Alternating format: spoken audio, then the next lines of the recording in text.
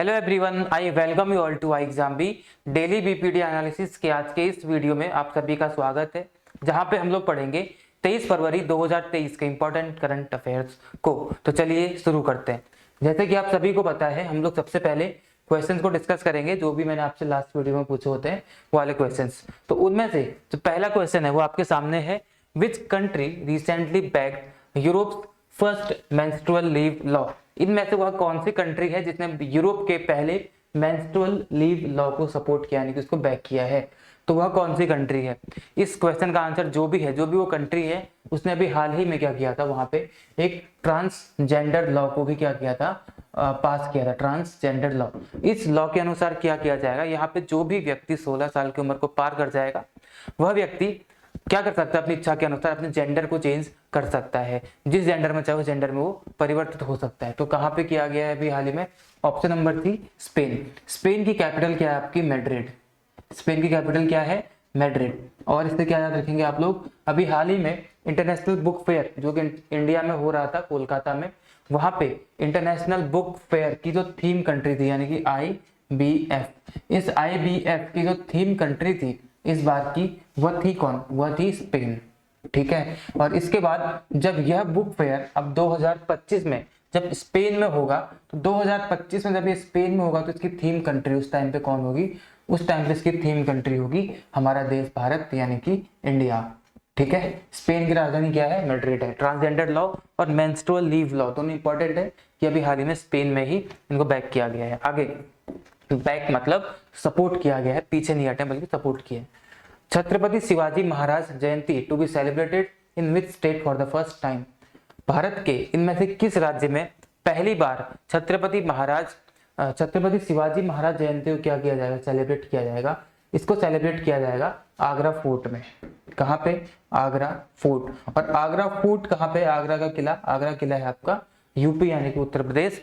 Answer number, option number आपका क्या हो जाएगा? B, UP.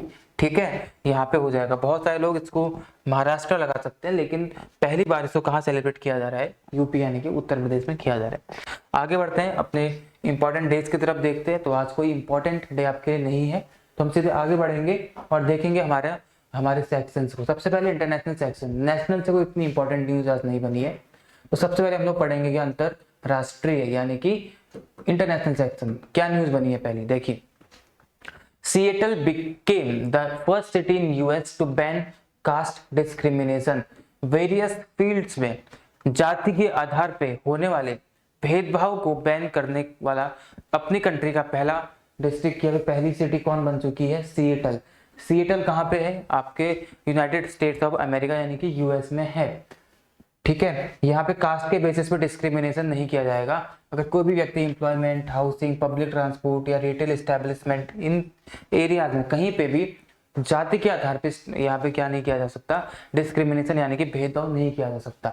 सिएटल जो है हवाई जहाज बनाने के लिए बहुत फेमस है। किसके लिए? हवाई जहाज के लिए। एक सिटी फेमस है जो कि US की है। कौन सी है? सिएटल। इसके साथ साथ US जो बाइडेन यहाँ के राष्ट्रपति हैं, आप सभी को पता ही होना चाहिए। उसके अलावा और क्या क्या याद रख सकते हैं? डिस्क्रिमिनेशन की बात चल रही है, तो डिस्क्रिमिनेशन से हम लोग अपने इंडियन यानी कि भारतीय संविधान के एक दो चीजों को देख लेते हैं। भारतीय संविधान में आर्टिकल नंबर 12 से लेकर के 35 तक, 12 to 35 फंडामेंटल राइट्स की बात की जाती है। उनमें से अगर हम 14 से 18 आर्टिकल्स तक देखते हैं, तो 14 से 18 आर्टिकल्स में क्या आता है आपका? Right to equality. ठीक है, राइट टू इक्वालिटी की बात की जाती है आपके 14 से लेकर के 18 तक। ठीक है, समानता का अधिकार यहाँ पे दिया जाता है। आर्टिकल नंबर 14 क्या बोलता है?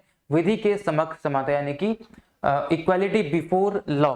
विधि के समक्ष सारे लोग समान है, कानून के सामने सारे लोग समान है। केवल और केवल यहाँ पे प्रेसिडेंट को छूट दी गई है। प्रेसिडेंट जो होते हैं कानून के समक्ष हमारे बराबर, उनके साथ व्यवहार नहीं किया जा सकता, मतलब नहीं किया जाएगा कुछ सर्टेन केसेस में, तो वहां पे आप लोग केस नहीं करेंगे उनके खिलाफ। तो प्रेसिडेंट को छोड़ करके विधि के समक्ष सारे सिटीजन क्या है? समान है। ऐसी बात यहाँ पे की गई है। प्रेसिडेंट भी तब तक ही समान है जब तक वो उस पोस्ट पे बैठा हुआ है। पोस्ट से हटने के बाद उसके समान फिर नहीं रह जाता है। तो आर्टिकल नंबर 14। आर्टिकल नंबर 15 में बात करते हैं कि किसी भी व्यक्ति के साथ हम डिस्क्रिमिनेशन नहीं कर सकते हैं। कहाँ गया? ये रहा। ठीक है, इंडिया में भी एक ऐसा ही संविधान में बताया गया है, तो कि हम किसी भी व्यक्ति के साथ उसके जाति, प्लेस ऑफ बर्थ, उसकी लैंग्वेज, उसकी एज, उसके कास्ट, उसके सेक्स के आधार पे हम लोग उस व्यक्ति के साथ कोई भी डिस्क्रिमिनेशन या फिर भेदभाव नहीं कर सकते हैं। No person can be discriminated on the basis of age, race, sex, caste and language, place of birth, anything else. Okay, तो इन बेसिस पे किसी व्यक्ति के साथ हम लोग भेदभाव नहीं कर सकते हैं। आर्टिकल नंबर 15 पे यह मूवी, यह क्या है यहाँ पे बताया गया है सारा का सारा। ठीक है, यूएसए वाशिंगटन डीसी यहाँ की राजधानी, जो बाइडेन प्रेसिडेंट, और यूएस डॉलर यहाँ की करेंसी है। आगे बढ़ते हैं, अगली क्या न्यूज इंपॉर्टेंट बनी है। व्लादिमीर पुतिन जो कि रशिया के हैं president, announced Russia drop out from new start treaty. Cold war के दो राइवल्स कौन कौन, यूएस एंड रशिया। ठीक है, यूएस और रशिया दोनों पूरे विश्व में अपना आधिपत्य जमाना चाहते थे। इनकी ही वजह से कोल्ड वॉर हुआ, शीत युद्ध हुआ। और शीत युद्ध एक ऐसा युद्ध था जो हुआ इन दोनों के बीच में, लेकिन ये दोनों आपस में डायरेक्टली कभी नहीं लड़े, बल्कि इनके चक्कर में दुनिया के सारे देश लड़ पड़े। और लास्ट में जब यूएसएसआर का विघटन हुआ 15 देशों में, तो उसके बाद जाकर के 1990 की बात है, तो तब जाकर के यह कोल्ड वॉर खत्म माना जाता है। ठीक है, उसी के बाद तालिबान की भी स्थापना हुई थी। वो सारी की सारी चीजें हैं। आज विश्व में जितने भी विवाद आपको देखने के लिए मिलते हैं, किसी भी देश की कोई भी स्थिति है, तो उसके रूट्स कहीं ना कहीं इसी शीत युद्ध यानी कि कोल्ड वॉर से जुड़े हुए रहते हैं। इन दोनों ने अपना आधिपत्य जमाने के लिए पूरे विश्व को आपस में लड़ा दिया था। तो उसके बाद दोनों ही ऑब्वियसली दोनों डेवलप कर रहे हैं अच्छा खासा। तो न्यूक्लियर ट्रीटीज इनके भी साइन की गई थी। उन्हीं में से एक थर्ड थी, कौन सी, न्यू स्टार्ट ट्रीटी, थर्ड यानी कि जो कि आखिरी ट्रीटी थी। ठीक है, इसमें बेसिकली जितने भी इनके न्यूक्लियर आर्म्स हैं उन सबको रिड्यूस करने की बात या फिर उन पे कैप लगाने की बात इसमें की गई थी। तो आखिरी इनकी ट्रीटी थी इन दोनों के बीच में। तो इसमें से व्लादिमीर पुतिन ने भी अनाउंस किया है कि अब इस ट्रीटी से बैक करेंगे, यानी कि इससे बैकआउट कर रहे हैं, क्योंकि दुनिया के लिए एक अच्छा संकेत यहाँ पे बिल्कुल भी नहीं है। Now Russia is free and ready for nuclear test, की रशिया अब न्यूक्लियर टेस्ट करने के लिए फ्री है और तैयार है। ऐसी बात यहाँ पे की गई कि व्लादिमीर पुतिन के द्वारा की गई है। न्यू स्टार्ट ट्रीटी जो कि चर्चाओं में आ गई है, तो आपसे इनके बारे में पूछ सकते हैं न्यू स्टार्ट का फुल फॉर्म क्या है। तो क्या है इसका full form, strategic arm reduction treaty. आपको नाम से मालूम चलेगा जो जितने भी स्ट्रेटेजिक हथियार होते हैं उनको रिड्यूस करने के लिए ट्रीटी की गई थी।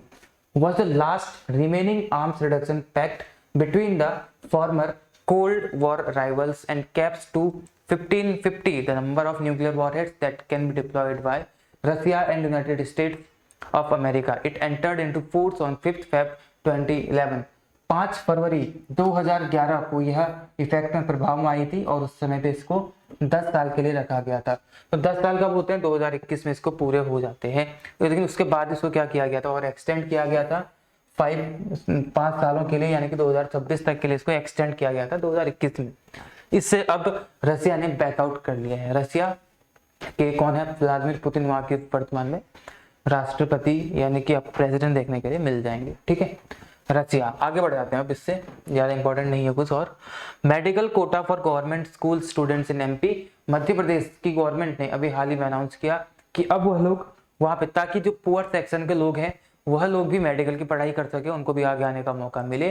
तो इस चीज के लिए उन्होंने क्या किया, वहां पे एक मेडिकल कोटा गवर्नमेंट स्कूल्स में उनके स्टूडेंट्स के लिए क्या किया, वहां पे लाने का प्रयास किया है। Madhya Pradesh government has decided to provide reservation in medical colleges for students from government schools, यानी गवर्नमेंट स्कूल से आने वाले जितने भी स्टूडेंट्स हैं उनके लिए मेडिकल कॉलेजेस में स्पेशल रिजर्वेशन दिया जाएगा, ताकि उनको भी आगे आने का मौका मिले और वो लोग भी मेडिकल के क्षेत्र में आगे बढ़ सके। ठीक है, उनका भविष्य भी उज्जवल हो इस चीज के लिए। The move is aimed at enabling more students from the poorer sections to get into these institutions, ताकि वो लोग इन इंस्टीट्यूशंस में आए और पढ़ाई कर सके। ये इसका मेन और बेसिक उद्देश्य है। The eligibility would be irrespective of the caste of the beneficiaries.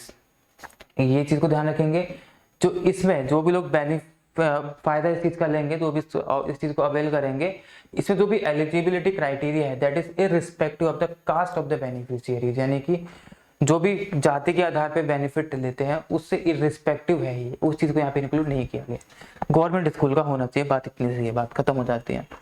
Madhya Pradesh, इसकी राजधानी भोपाल। शिवराज सिंह चौहान यहाँ के चीफ मिनिस्टर हैं। इसी के साथ साथ यहाँ के गवर्नर कौन है, मंगू भाई सी पटेल हैं, मंगू भाई सी पटेल हैं। ठीक है, आगे बढ़ते हैं। डिफेंस, इससे पहले मैंने कल के वीडियो में मैं कुछ बात कर रहा था जहाँ पे नागपुर की बात चल रही थी। ठीक है, स्टेट मेरे को याद आया, नागपुर। नागपुर कहाँ पे आपका? महाराष्ट्र में है।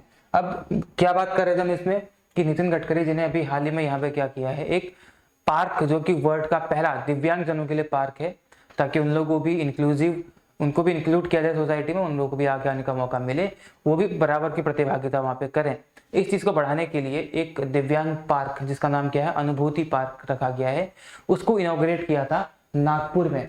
फिर मैंने आपको बताया था कि नागपुर किसके लिए फेमस है? ऑरेंज के लिए फेमस है। लेकिन यहीं पे मैंने आपसे एक क्वेश्चन पूछा था कि नागपुर ऑरेंज के लिए फेमस है, लेकिन ऑरेंज फेस्टिवल कहाँ मनाया गया अभी हाल ही में, या फिर कहाँ मनाए जाते हैं? तो अभी हाल ही में ऑरेंज फेस्टिवल मनाया गया था, कौन से स्टेट में? महाराष्ट्र में नहीं, बल्कि नागालैंड में। ठीक है, आपसे पूछ सकते हैं कहाँ पे, तो नागालैंड में इस फेस्टिवल को मनाया गया था। अब ऑरेंज क्या है? एक फ्रूट है, और ऐसे ही जो इंटरनेशनल फ्रूट डे मनाया जाता है ताकि फ्रूट्स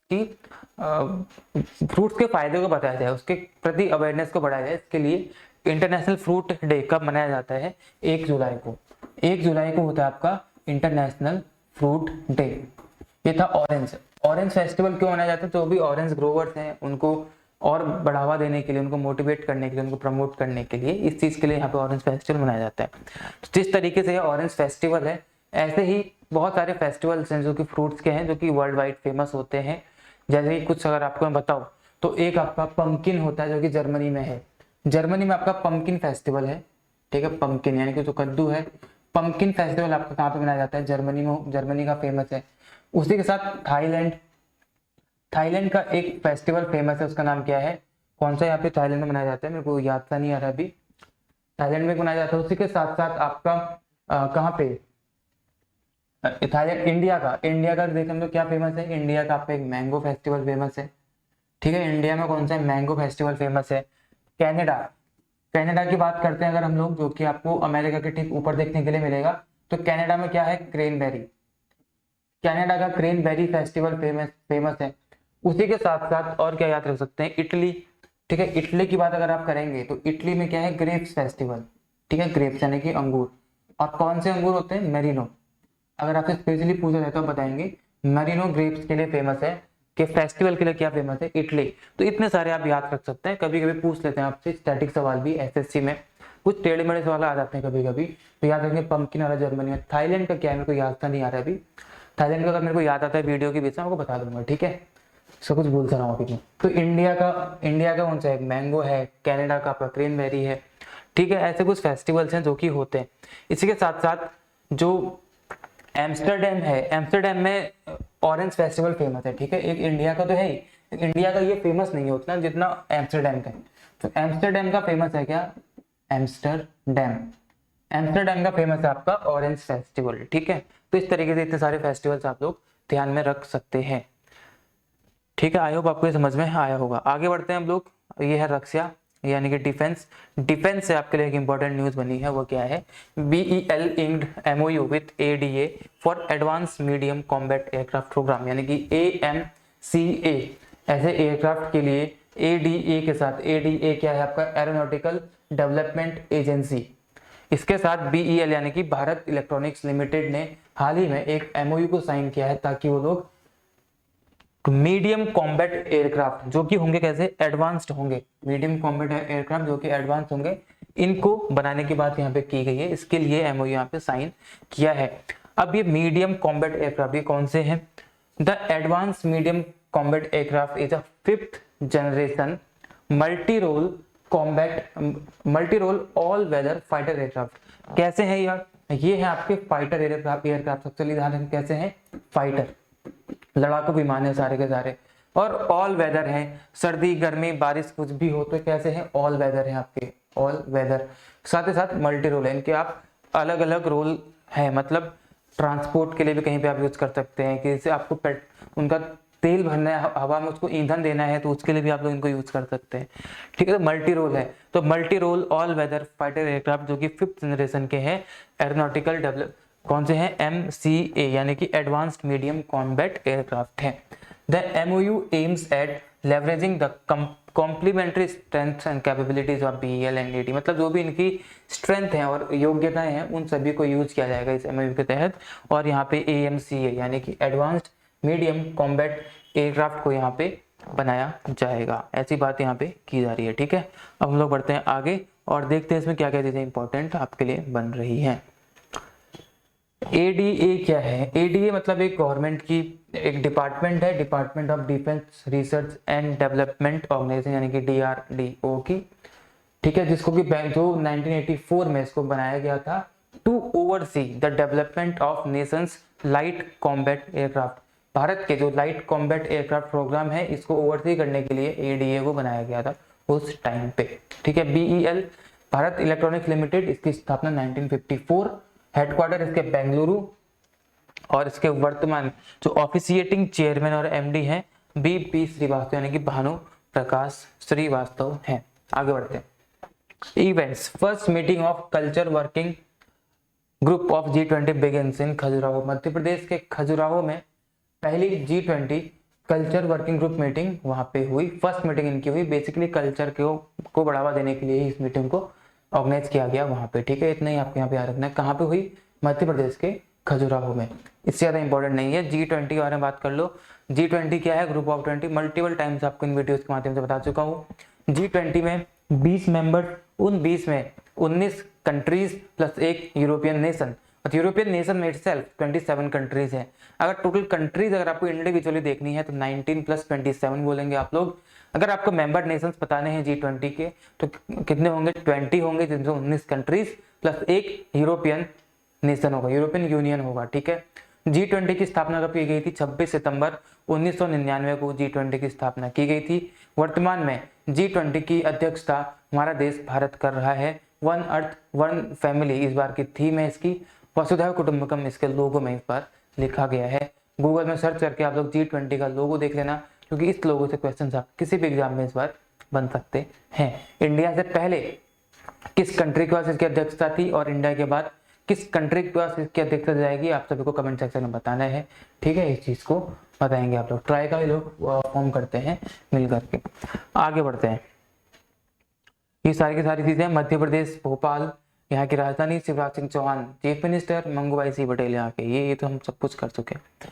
इनॉग्रल I2U2, मेरे को कुछ याद आ रहा है कि एक दो दिन पहले मैं आपको क्वाड के बारे में बता रहा था, जहाँ पे 4 देश है, ऑस्ट्रेलिया, इंडिया, US और जापान। 4 जो बड़े बड़े इकोनॉमी वाले देश हैं, उन 4 का एक ग्रुप जो कि क्वाड कहलाता है, जो कि एक सिक्योरिटी डायलॉग है दोनों के बीच में। तो ऐसा ही एक नया डायलॉग है कि नया ग्रुप बन रहा था। मैंने आपसे पूछा था इसका नाम क्या है, किसी एक ने कमेंट किया था I2U2, बिल्कुल सही था। तो आज I2U2 से रिलेटेड खबर, inaugural I2U2 business forum held in Abu Dhabi. I2U2 का पहला बिजनेस फोरम मीटिंग कहाँ पे? अबू धाबी में संपन्न हुई। यहाँ पे हुई 22 फरवरी यानी कि कल के दिन हुई थी। I2U2 को जुलाई 2022 में ही इसकी अनाउंसमेंट की गई थी। I2U2 क्या है? जैसे क्वाड 4 देशों का समूह है, ऐसे ही I2U2 भी 4 देशों का समूह है, जिसमें इजराइल, इंडिया, UAE और कौन आता है आपका? US। ये 4 कंट्रीज यहाँ पे आ जाती हैं, जिसमें से US और इंडिया पहले से किसमें है? आपके क्वाड में भी आते हैं। तो इंडिया, इजराइल, UAE और US इन कंट्रीज से मिलकर के बनाया कौन सा? I2U2। I2 मतलब इंडिया इजराइल, U2 मतलब US UAE। ठीक है, इसका मेन मकसद क्या है? Focus on driving tangible economic cooperation, यानी कि इन चारों के बीच में इकोनॉमिक कोऑपरेशन को बढ़ावा देना, ये इस ग्रुप का मेन मकसद रहेगा। ठीक है, अलग अलग सेक्टर्स में, और सेक्टर्स क्या क्या हो सकते हैं? Security, water, energy, space, transportation, health और टेक्नोलॉजी। इन सारे सेक्टर्स में एक दूसरे को इकोनॉमिकल सहयोग देना, ये इस ग्रुप का लक्ष्य रहेगा।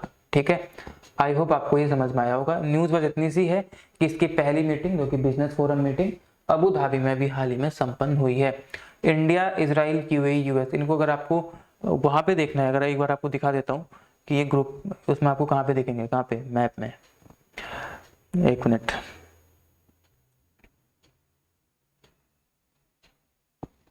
मैप मैंने लिया हो, यहाँ पे मैप है आपका।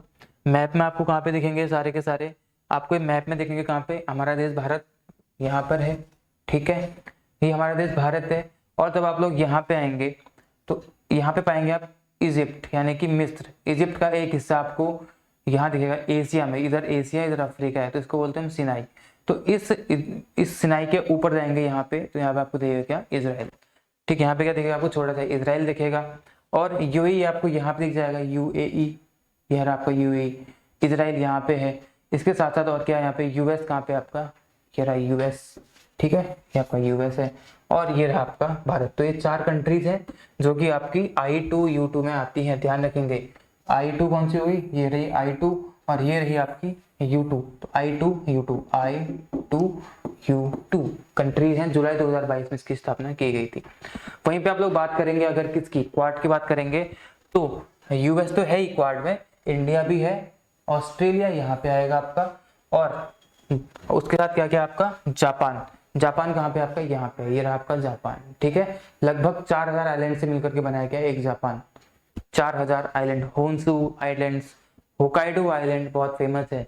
होन्शु और होकाइडो आइलैंड्स कौन से हैं, ये वाले, होन्शु होकाइडो। इसके बीच की जल संधि सुगारू जल संधि कहलाती है।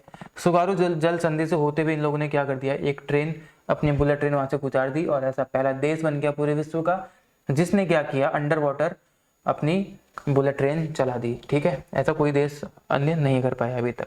आगे बढ़ते हम लोग, आगे की न्यूज देखते हैं। हम लोग कहाँ पहुंच चुके थे, यहाँ तक हो गया था। अब बढ़ते हैं अवार्ड्स ऑनर्स की तरफ। इंटरनेशनल मदर लैंग्वेज डे हम लोग ने मनाया कब, 21 फरवरी को। तो उसी उपलक्ष्य में बांग्लादेश की जो प्रधानमंत्री हैं शेख हसीना, उन्होंने क्या किया, डॉक्टर महेंद्र मिश्रा को यही अवार्ड दिया, international mother language award, Dhaka में इनको दिया। अब ये है कौन, इंडिया के एजुकेशनिस्ट और सोशल वर्कर हैं जो कि इंडिजिनस लैंग्वेज के लिए वहाँ पे उसके प्रमोशन के लिए क्या करते हैं, काम करते हैं। उड़ीसा के हैं डॉक्टर महेंद्र कुमार मिश्रा, और ये ऐसे पहले इंडियन बन चुके हैं जिनको यह अवार्ड अभी तक दिया गया है। ठीक है, बांग्लादेश जिसकी स्थापना 1971 वॉर के बाद इंडिया ने पाकिस्तान से अलग करके इसको आज़ाद किया था, जो कि पहले ईस्ट पाकिस्तान था, और अब वो क्या कहलाता है, बांग्लादेश कहलाता है। आगे बढ़ते हैं, ये इनके बारे में आप लोग देख सकते हैं, वो इतना इंपॉर्टेंट नहीं है यहाँ पे। ठीक है, अपॉइंटमेंट देख लेते हैं। DGCA कुछ दिन पहले भी आपके न्यूज लेके आया था, आज फिर से अगेन राजीव सिंह रघुवंशी, इनको यहाँ का क्या बना दिया गया नया, drugs controller general of India, DGCI है। ठीक है, DGCI यहाँ पे ये बना दिया गया, इतनी सी न्यूज इंपॉर्टेंट है यहाँ पे। आगे बढ़ते हैं, आसाम में नए गवर्नर अपॉइंट हुए हैं, गुलाब चंद कटारिया, GC कटारिया आसाम के नए गवर्नर अपॉइंट हुए हैं अभी हाल ही में। गवर्नर को कौन अपॉइंट करता है, गवर्नर को अपॉइंट करता है राष्ट्रपति। ठीक है, राष्ट्रपति ही गवर्नर को अपॉइंट करता है हमेशा, और अपना रेजिग्नेशन भी वो राष्ट्रपति को ही सौंपता है। आर्टिकल नंबर 153 बोलता है कि एक गवर्नर होगा, यानी गवर्नर की पोस्ट के बारे में बताया गया है आर्टिकल नंबर 153 में। 154 में बताया गया उसकी एग्जीक्यूटिव पावर्स, 155 में बताया गया है कि उसको अपॉइंट कौन करेगा, यानी कि राष्ट्रपति। 156 में बताया गया है कि उसके टर्म्स ऑफ ऑफिस क्या होंगी, सारी की सारी। ठीक है, क्वालिफिकेशंस हैं इसके बाद, ये सारी की सारी चीजें हैं। अब बढ़ते हैं ऑब्वियसली, सुबी सुरेश जो कि मलयालम एक्टर और एंकर थी, इनकी अभी हाल ही में डेथ हो गई, आपको याद रखना है। इसके साथ साथ कनक रेले जो कि एक डांसर थे, जो कि मोहिनी अट्टम डांस किया करते थे, इसके exponent was awarded the first Guru Gopinath national पुरस्कारम। इनको गुरु गोपीनाथ नेशनल पुरस्कार दिया गया था गवर्नमेंट ऑफ केरला के द्वारा। ठीक है, उसके पहले अब रेसिपेंट भी यही थे। तो कौन, ये थे डांसर जिनके अभी हाल ही में डेथ हो चुकी है। आगे बढ़ते हैं, स्पोर्ट्स में क्या है, at ISSF world cup Tilottama Sen wins bronze medal. इन्होंने क्या जीता है, ब्रॉन्ज मेडल जीता है। बहुत इंपॉर्टेंट नहीं है ये, लेकिन आप पढ़ सकते हैं इसको एक बार। ISSF वर्ल्ड कप इवेंट में Tilottama Sen has won a bronze medal in 10 metre air rifles. ठीक है, बहुत इंपॉर्टेंट नहीं है, फिर भी देख लेंगे एक बार। लास्ट में आज के क्वेश्चंस, पहला क्वेश्चन, ओमरगुस Khandesh is a species of, ये किस चीज की स्पीसीज है आपको बताना है, पहली बात। दूसरा, Tulsidas Balram was a player of his sport, इनकी डेथ हो गई, ये किस कौन से स्पोर्ट से जुड़े हुए थे आप सभी को ये बताना है, क्रिकेट, हॉकी, फुटबॉल, बास्केटबॉल या फिर बैडमिंटन। आई होप आप यहाँ तक इस वीडियो में पहुंचे होंगे और आप इसका आंसर जरूर करेंगे, और जितना आपको पता है इनसे रिलेटेड उसको भी आप लोग नीचे कमेंट सेक्शन में लिख देंगे साथ ही साथ। ठीक है, इंपॉर्टेंट काम, टेलीग्राम चैनल इसको ज्वाइन कर लेंगे ताकि आप सारी इंपॉर्टेंट अपडेट्स को यहाँ पा सकें, क्विज, इंफोग्राफिक्स या कोई भी सारी चीज सारे सब्जेक्ट रिलेटेड। इसके साथ साथ हमारे इस YT चैनल को सब्सक्राइब करके बेल आइकन दबा लेंगे ताकि कोई भी इंपॉर्टेंट कंटेंट आपसे मिस ना हो पाए। ठीक है, आज के वीडियो में इतना ही रखते हैं, अब आपसे कल मिलेंगे दूसरे वीडियो में। तब तक आप लोग अपनी तैयारी को जारी रखेंगे and all the very best to all of you for your examinations. Be 50% faster. Thank you all.